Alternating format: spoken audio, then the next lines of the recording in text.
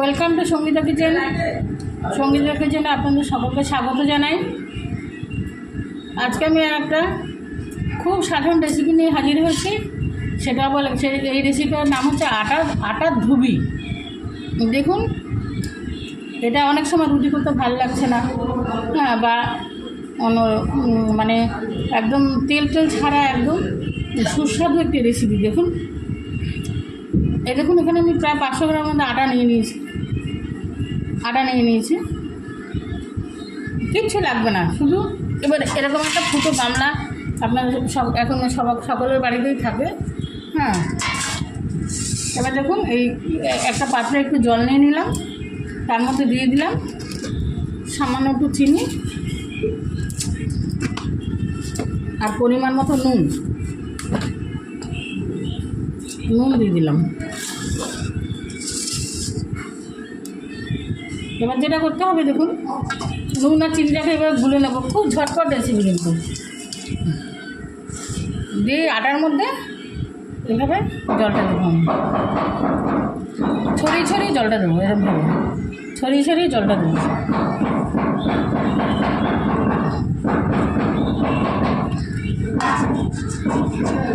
ছোটোবেলায় এখন তো এইসব রেসিপি কেউ খায় না। ছোটোবেলায় আমার ঠাকুমা মা তৈরি করতো, আর খেয়েছি, তাই আপনাদের সামনে একটু দেখিয়ে দিচ্ছি।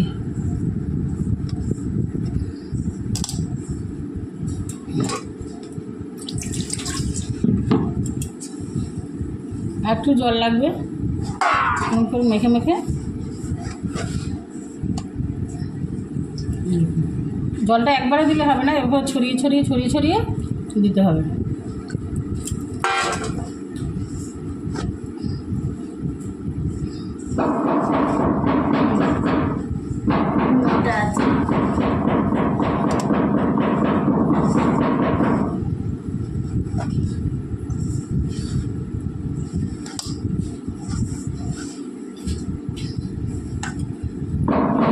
ভেঙে এভাবে মেখে ছড়িয়ে পুরো আটাটার মতো জলটা লাগে।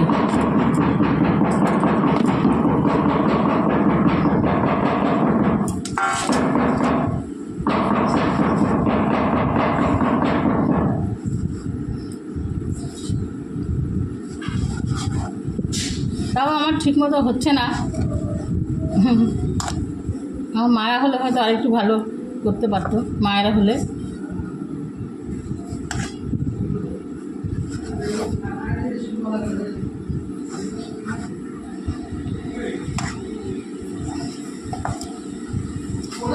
দেখুন, আটাটা আমার নরমও হয়নি, আবার দলাও হয়নি।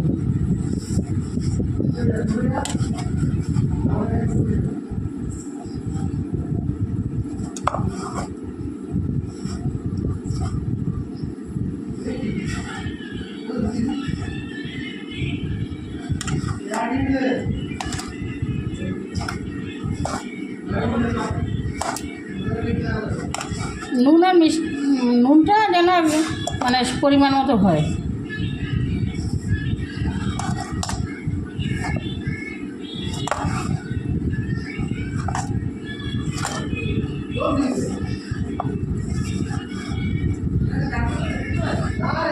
এরকম ঝুরঝুরে হয়েছে, কিন্তু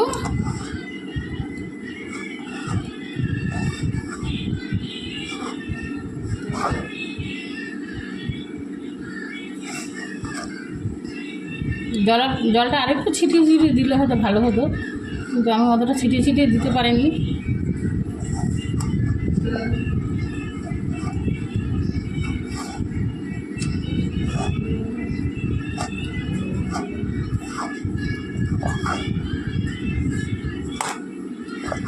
দেখুন, একদম মানে শুকনো না ভেজা। এবার দেখুন কী করতে হবে। এই যে ফুটোর গামলাটা আছে,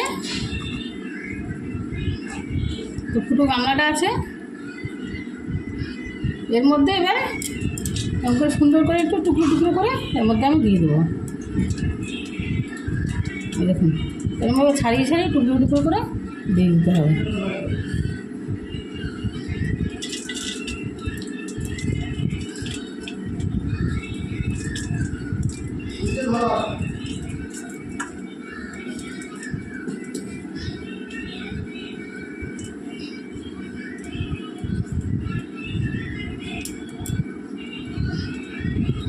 ছাড়িয়ে সব টুকরো টুকরো করে এরকম করে সাজিয়ে সাজিয়ে দিতে হবে।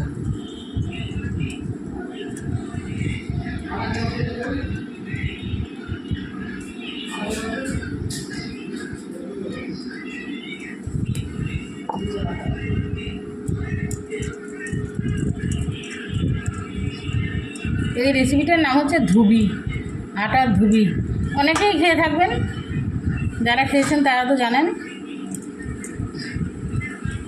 অসাধারণ লাগবে না, কিন্তু রান্নার মধ্যে একটা ছোট্ট টিপস এটা।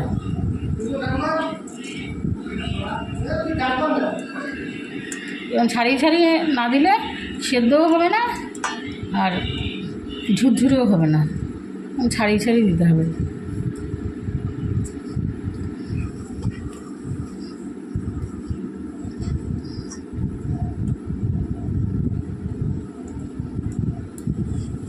এরকম ছোটো ছোটো করে ছাড়িয়ে ছাড়িয়ে দিয়ে পুরোটাই দিতে হবে এরকম করে।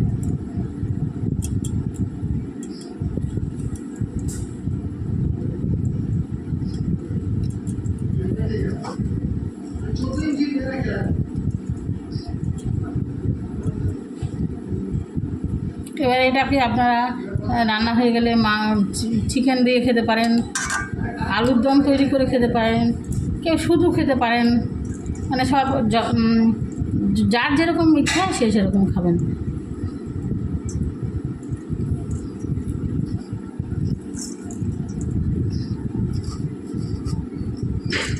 এভাবে আমি ঝুরঝুরে করে দিয়ে দিলাম।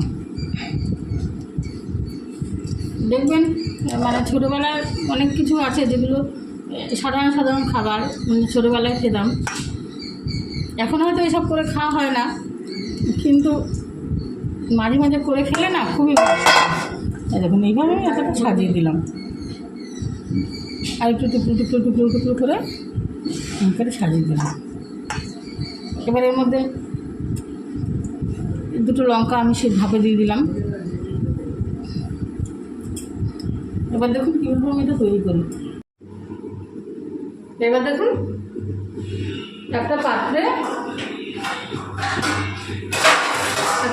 মধ্যে আমি মানে একটু ছড়ানো ডেস্কি টাইপের দিয়েছি, জল দিয়ে দিলাম।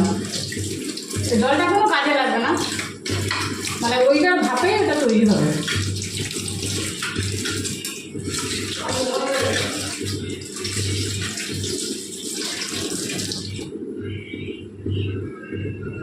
জল দিয়ে দিলাম। এবার এর মধ্যে ডেস্কিটাকে দিয়ে দিলাম।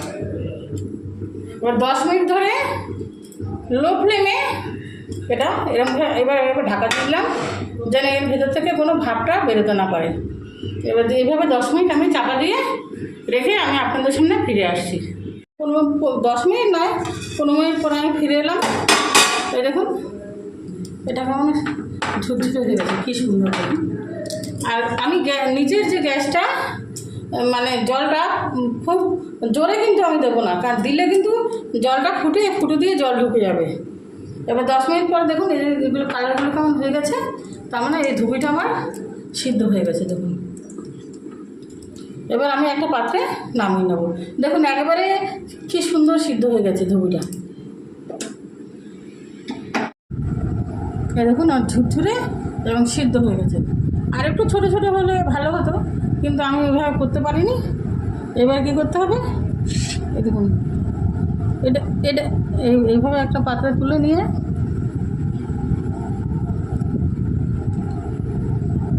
যে কোনো তরকারি, আলুর তরকারি বা যে কোনো তরকারি দিয়ে এইভাবে লঙ্কা দিয়ে ঝাল ঝাল করে মেখে মেখে, আমি একটু অন্য তরকারি নিয়ে নিয়েছি, মেখে মেখে এভাবে খেলে সকালবেলা দেখবেন এই আটার ধুবি খেতে খুবই ভালো লাগে। ভিডিওটা যদি ভালো লেগে থাকে লাইক, কমেন্ট, শেয়ার, সাবস্ক্রাইব করতে ভুলবেন না।